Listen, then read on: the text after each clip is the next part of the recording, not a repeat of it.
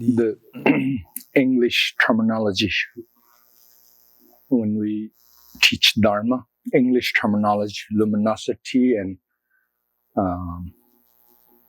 clarity should be synonymous. It's referring to the same thing. You know, our mind really has three qualities. This is why three manifestations of the Buddhas happen. Dharmakaya, Sambhogakaya, Nirmanakaya Buddha manifest, That's why I firmly believe, this is why Jesus says, taught Trinity. Trinity is really based on three kaya. I'm completely convinced. I thought about this many times. Jesus was really trying to teach Dharma, real Dharma, by using a language of the Judaism at that time. This is where it really is. So mind's nature is, you see, purity. Okay? Mind nature is emptiness.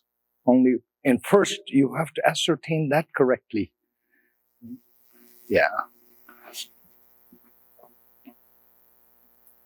Only then you have possibility of recognizing manifestations correctly. Otherwise, you make mistake. Because right now, we have a distorted manifestation, Impure, samsara, conditional, composite phenomena, manifestation. See? It's not real. This manifestation is not real, Interesting, huh? We could almost say we don't exist, but we exist. It's kind of thing, And this is where the puzzle is. And this is where the confusion is, Look like we exist, we don't exist. And this is where all these academics are debating. You see? It's neither existent nor non-existence. Only then, you will kind of come to this correct understanding, free from extreme so-called polarity. If you were to use third Karmapa's Mahamudra prayer language, free from extreme polarity. Right? That's why, it's defined as this great middle way, not falling into any extreme, right? Ground. Okay, ground.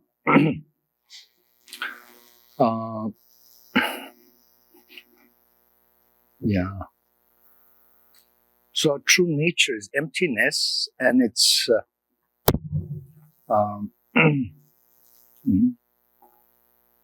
it's not a thing. But you see, it clearly manifests. You see, that's where the clarity, luminosity comes in. Yeah. Here, then you have to use Mahamudra language, like in order for you to correctly understand again, not make the mistake of believing, it as like an ordinary thing. The clarity and emptiness, the union, luminosity and emptiness. Yeah. I can see sometime using a word clarity, it's, easier to articulate the actual situation. Sometimes I can see luminosity is more, more fitting, in terms of making the point, so to speak, Yeah. Clarity from the point of view, your own mind, that your own experience, that is completely clear. See? Okay. Luminosity from the point of view of helping others. See? Yeah. So, actually, third Karmapa used, ultimate nature of mind is luminosity. See, this is a very good way of explaining from the point of view what is absolute Bodhicitta. This is our glorious Kagyu lineage assertion that the absolute Bodhicitta is, luminosity, nature, your own mind, and that you have managed to actualize that as your own, experience with absolute conviction. Because it is so, this luminous nature of mind not only dispels your own ignorance, but it has ability to dispel others' ignorance as well. So that's how beautiful it is. Okay. Then you have, of course, the third aspect, which is the cognition, or commonly used as terminology, which is used as awareness. Yeah.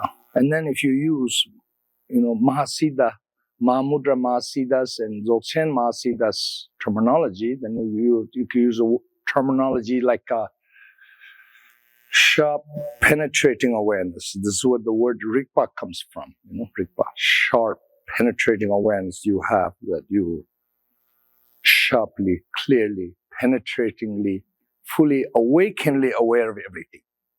See? Like that. Yeah. So these three qualities, and it is understood because we have these three quality in innate nature, our own mind, we manifest this even in a physical form, the speech and the body. Try this one, sorry.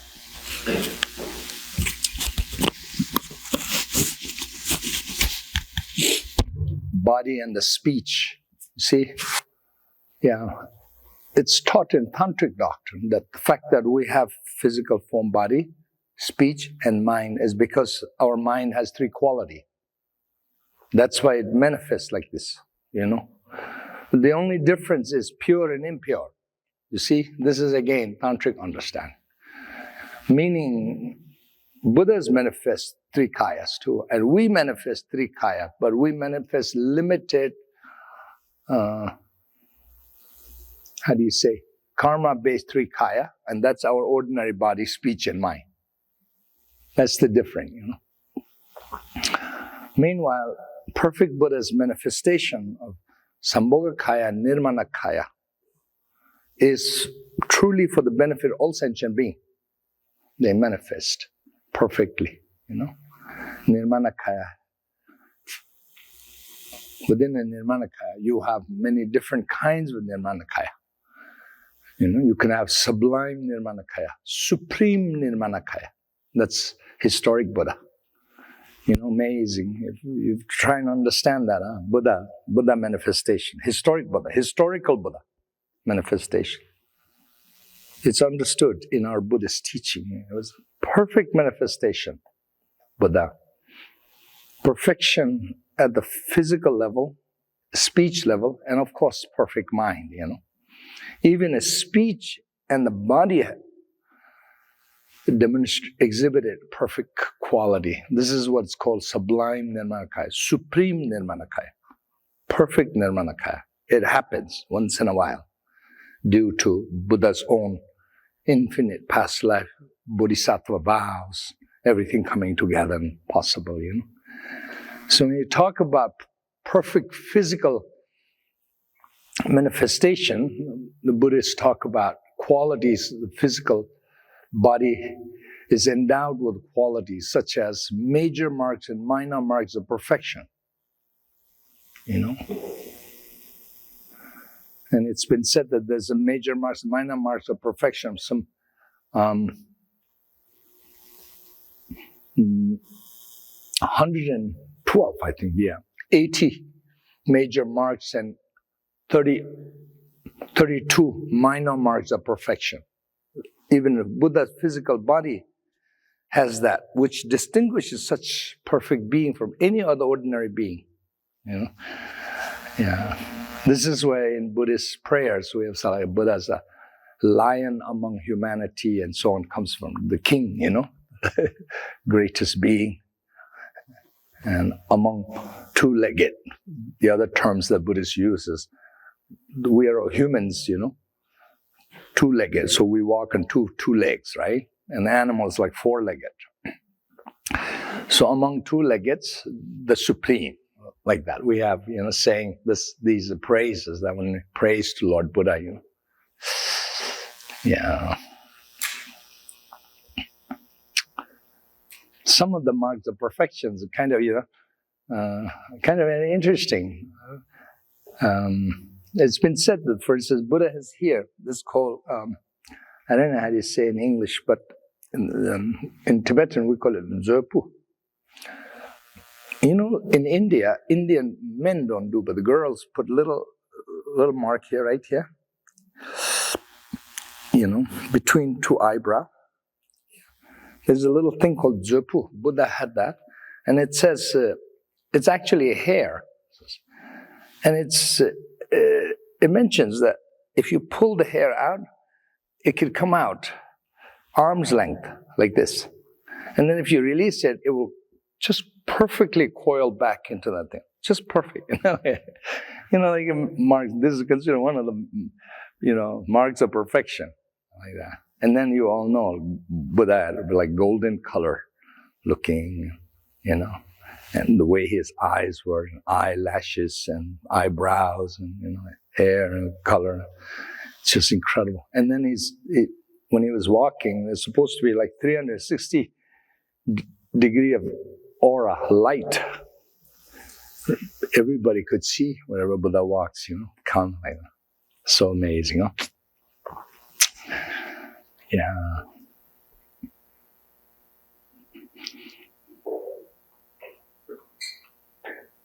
You remember, I think several nights ago, I mentioned a story that Albert Einstein had said that Mahatma Gandhi, he was so impressed with Mahatma Gandhi's courage, moral character, ethical character, so impressed, because they were contemporary, and Einstein had made a comment, that mankind would have been amazed in the future. Such a man has ever walked on the face of the earth and disappeared.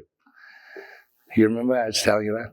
When I heard that, I was like, Einstein, I wish you know a little bit about Buddha. What kind of praise Einstein would have, right? And like that.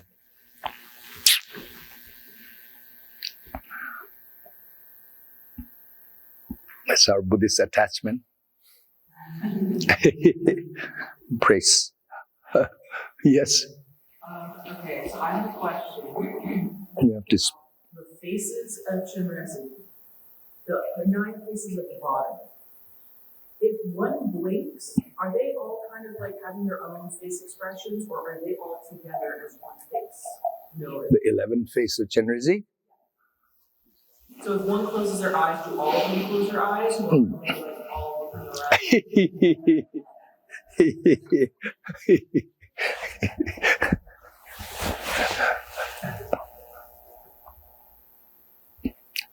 You see, this is now Chenrezig, perfect manifestation. So what would constitute is that actually Chenrezig could do all those and above, so to speak, what you're saying.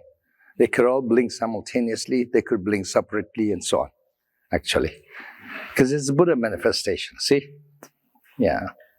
If there's a need to blink simultaneously, that's what it will happen. If there's need to blink separately, each eye, it will blink separately. So this is what you have to understand.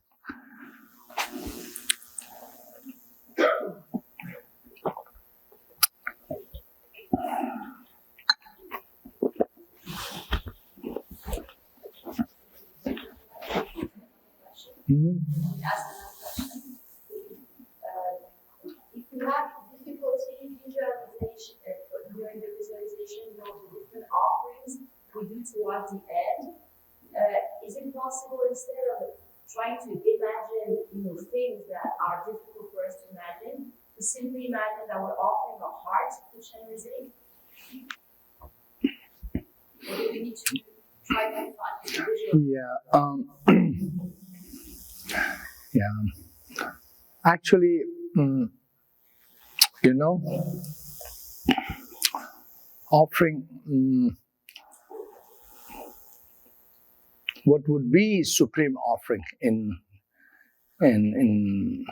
relationship to your question would be offer Chenrezig non-attachment to your self and ego. You know, yeah, that would be a supreme offering. Yeah, yeah. Tell Chenrezig, okay, you know, all these prayers says so many beautiful things offering, and then I offer them all, and then I offer to you my understanding of there's no point to being attached to anything and everything. I offer you my understanding of non-attachment. Yeah. Yeah. Actually, that's the supreme offering, huh? Okay, now for your information, offering, there's 4 levels of offering. Okay? There's a physical offering. That's that's material offering. Whether it be physical or imagine. Okay? Visualization offering. You see, actual physical offerings such as food, clothing, nice, beautiful things, and, it's also part of offering. It goes a long way towards accumulating so much merit because we all have so much attachment to everything, Yeah. And then visualization offering is very, very powerful, skillful means and tools, Even if you don't have a lot of possessions, material possessions, just imagine purely, and then sincerely offer. That's one way of offering. Actually, Buddha was asked by one of his students. He says, Buddha taught teaching on charity, how to practice generosity, charity, right? And then one of his followers says, Buddha, that teaching is so wonderful, so great, but I'm so poor, I don't have anything, and how can I practice that? See? And the Buddha says, well, you could give people, services, physical services, and you could give people happiness through just a nice smile, kind look. These are also gifts that you can do, even though you don't have material possessions. You see, it's also a gift of some kindness. If you give them a nice smile and the person is very happy that receives that gift, like that. You don't necessarily have to have a material gift alone. So anyway, that's first level of gift, right? Then second level of gift is called inner offering. External offering, inner offering. Inner offerings are things that are actually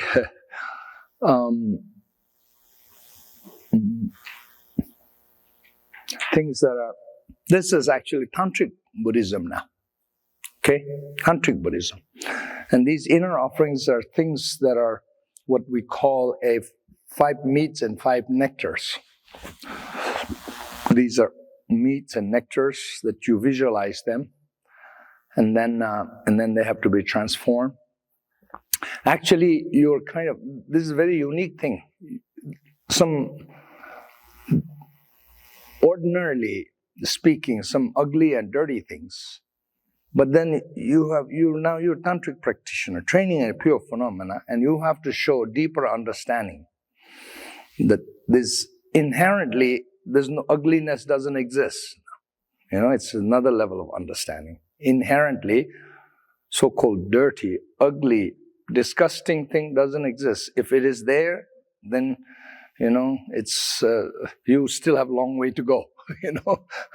That's what it means. So then you have a visualization offering like that. By the way, this is called skull cup. This is a representation of inner offering in Tantric Buddhism. Inner offering. This represents the inside, 5 meat, 5 all kinds of dirty nectars, things like the inside.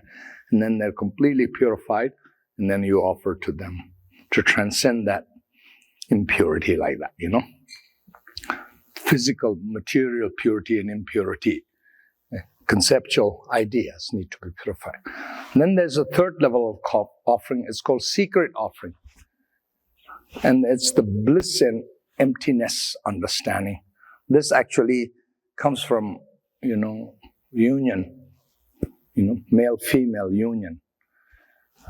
Bliss that comes from, but then this is not an ordinary attachment again, the bliss that transcends emptiness, bliss and emptiness, union of bliss and emptiness. This is a higher level of understanding now, again.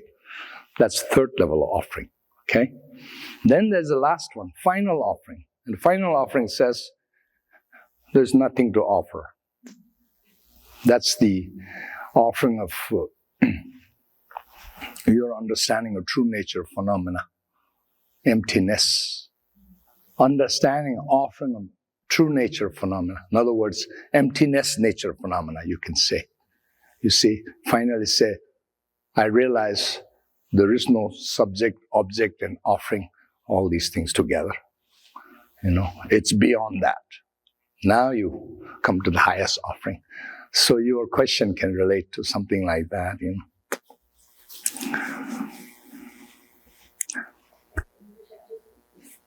Question related to this.